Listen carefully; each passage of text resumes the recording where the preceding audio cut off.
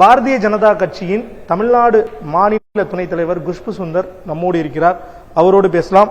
Madam, 6 மாசத்துக்கு முன்னாடியில இருந்தே media நீங்க எந்த தொகுதியில போட்டியிட போறீங்க அப்படின்னு கேட்டுக்கிட்டே இருந்தோம். கடைசியில உங்க கணவர் போட்டியிடுறாரு, நீங்க போட்டியிடல.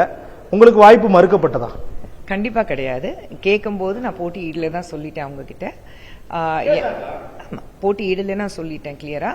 ஏன்னா ஒரு இடத்துல இருக்கிறது பதிலாக சுத்தி வேலை செஞ்சாதான் உண்டு. ஏன்னா இந்த தேர்தல் ரொம்ப முக்கியமான தேர்தல். திமுகவோட ஆட்சிக்கு அவங்களுக்கு ஒரு முற்றுப்புள்ளி வச்சுதான் ஆகணும். அப்படி இருக்கும்போது என்ன மாதிரி ஆட்கள் முகம் தெரிஞ்சவங்க ஒவ்வொரு இடத்துக்கு போய் மக்கள் மத்தியில பேசிட்டு வந்தா ரொம்ப முக்கியமா இருக்கும். அண்ட் எந்த இடத்துல யார் நிக்கணும் அது தலைமையில தெரியும். அவங்க முடிவு பண்ணதுதான் சரியான முடிவு. கலைஞருடைய இறுதி காலத்துல மு.க. ஸ்டாலின் அவரை சிறை அடைத்து வச்சிருந்தார். சிறையில் இருக்கிற மாதிரி அடைச்சு வச்சிருந்தார். அவரை சுதந்திரமா நடமாட விடல, எதுவும் செய்ய விடலன்னு சொல்லி எடப்பாடி பழனிசாமி ஒரு குற்றச்சாட்டு வைக்கிறாரு. அதை நீங்க எப்படி பாக்குறீங்க? ஏன்னா ஆரம்ப காலத்துல கலைஞர் கூட நீங்க நெருங்கிய தொடர்புல இருந்தவங்க.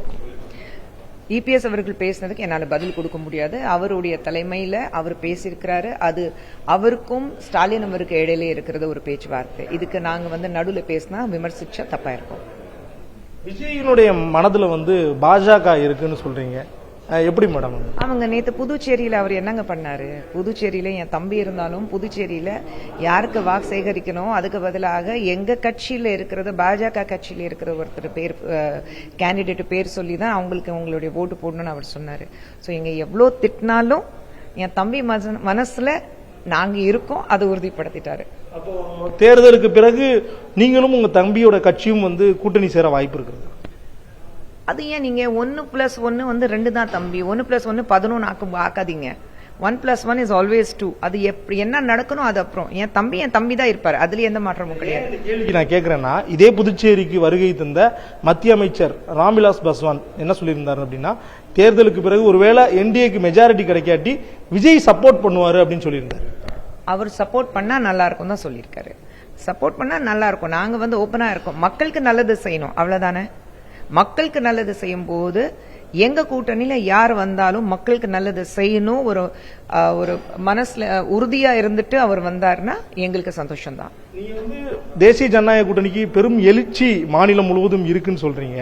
ஆனா இதுவரையும் வந்த சர்வே கருத்து கணிப்பு முடிவுகள் எல்லாமே ஸ்டாலின் கவர்மெண்ட் மெஜாரிட்டியா ஆட்சி அமைக்கும் சொல்றது. அதை எப்படி பாக்குறீங்க? எந்த சர்வே இது சொல்லிச்சு? பிகாஸ் எனக்கு சர்வே வேற இருக்கு. எந்த சர்வே உங்களுக்கு சொல்லிச்சு? வந்ததாகட்டும். இது எப்போ வந்தது? தேர்தல் பிரச்சாரம் ஆரம்பிக்கிறதுக்கு முன்னாடி நீங்க சொல்றீங்க, இப்போ வரலையே.